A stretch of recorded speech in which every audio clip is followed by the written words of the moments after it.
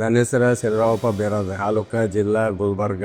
ಅಲ್ಲಿಂದ ನಾನು ಮನೆಗೆ ಹೋಗ್ತಾ ತಂದಿರ ಅಲ್ಲಿ ಆಕ್ಸಿಡೆಂಟ್ ಆಯ್ತು. ಡಾಕ್ಟರ್ ಸಾಹೇಬ್ರು ಹೇಳೋದು ಬಾವದಲ್ಲಿ ಆಪರೇಷನ್ ಥಿಯೇಟರ್ ಹೋಗಿದ್ರು, ಆಪರೇಷನ್ ಮಾಡಿದ್ರು. ಆಪರೇಷನ್ ಮಾಡಿ 4 ದಿವಸ ಮೇಲೆ ಮತ್ತೆ ಬನ್ನಿ ಅಂತ ಹೇಳಿದ್ರು. ಬಿಚ್ಚಿ ಮತ್ತೆ ಡ್ರೆಸ್ಸಿಂಗ್ ಮಾಡಿ ಇವಾಗ ನನಗೆ ಏನು ಪ್ರಾಬ್ಲಮ್ ಇಲ್ಲ, ಆರಾಮಾಗಿ ಹೋಗ್ತೀನಿ, ಆರಾಮ್ ಬರ್ತೀನಿ. ನೋಡಿ ಸರ್, ನನಗೆ ಈ ಡಾಕ್ಟರ್ ಸಾಹೇಬ್ರ ಹತ್ರ ಬಂದೆ. ಫಸ್ಟ್ ಎಲ್ಲ ಫೆಸಿಲಿಟಿ ಕೇವಲ 1 ವಾರ ಒಳಗೆ ನಮ್ಗೆ ಆಪರೇಷನ್ ಮಾಡೋದು ಆಯ್ತು. ಮತ್ತು ಬಂದು ನಾವು ಚೆಕಪ್ ಮಾಡ್ಕೊಂಡು ಹೋಗಿದ ಮೇಲೆ ಮತ್ತೆ ಅವ್ರೇನು ಹೇಳಿದ್ರು, ಡಾಕ್ಟರ್ ಸಾಹೇಬ್ ಇಷ್ಟು ಸಿನ್ಸಿಯರ್, ಭಾಳ ಬೆಸ್ಟ್ ಒಳ್ಳೆಯವ್ರ. ನಾನು ಏನು ತೊಂದರೆ ಮಾಡಿ ಒಟ್ಟಿಲ್ಲ, ಏನು ಪ್ರಾಬ್ಲಮ್ ಇಲ್ಲ. ಹೊಸ ಕ್ಲಾಸ್ ಈಗ ಬಂದು ನಡೆಯಕ್ ಬರ್ತದ. ಈ ನಂದು ಎಡಗಡೆ ಕಾಲು ಮುರಿದಾಗ ಬೇರೆ ಡಾಕ್ಟರ್ ಕಡೆ ಹೋಗಿದ್ದೆ. ಅಲ್ಲಿ ಹೋದಾಗ ನನ್ನ ಪ್ರಾಬ್ಲಮ್ ಭಾಳ ಆಗಿತ್ತು. ಆದ್ರೆ ಇದು ನನಗೇನು ಅನಿಸ್ಲಿಲ್ಲ. ಇದಕ್ಕೂ ಬಹಳ ವ್ಯತ್ಯಾಸ ಇದೆ. ಎಲ್ಲಿ ಹೋಗೋಂಥ ಅವಶ್ಯಕತೆ ಇಲ್ಲ.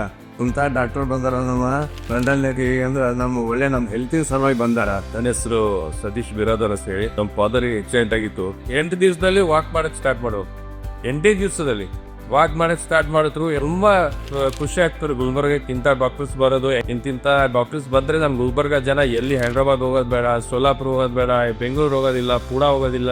ಒಳ್ಳೆ ಒಂದ್ ವಿಚಾರ ಏನಪ್ಪಾ ಅಂತಂದ್ರೆ ಈ ತರ ಡಾಕ್ಟರ್ಸ್ ಇನ್ನೂ ಜಾಸ್ತಿ ಆಗ್ಬೇಕು ನಮ್ ಗುಲ್ಬರ್ಗದಾಗ. ಬಟ್ ನನಗೆ ಭಾಳ ಖುಷಿ ಆಯ್ತು, ಇಲ್ಲೇ ಲೋಕಲ್ ಅಲ್ಲಿ ನಮ್ ಗುಲ್ಬರ್ಗದಾಗ ಇಂಥ ಒಂದ್ ಒಳ್ಳೆ ಹಾಸ್ಪಿಟಲ್ ಆಯ್ತಲ್ಲಪ್ಪ ಅಂತೇಳಿ ತುಂಬಾ ಹೆಮ್ಮೆ ಪಟ್ಟೆ.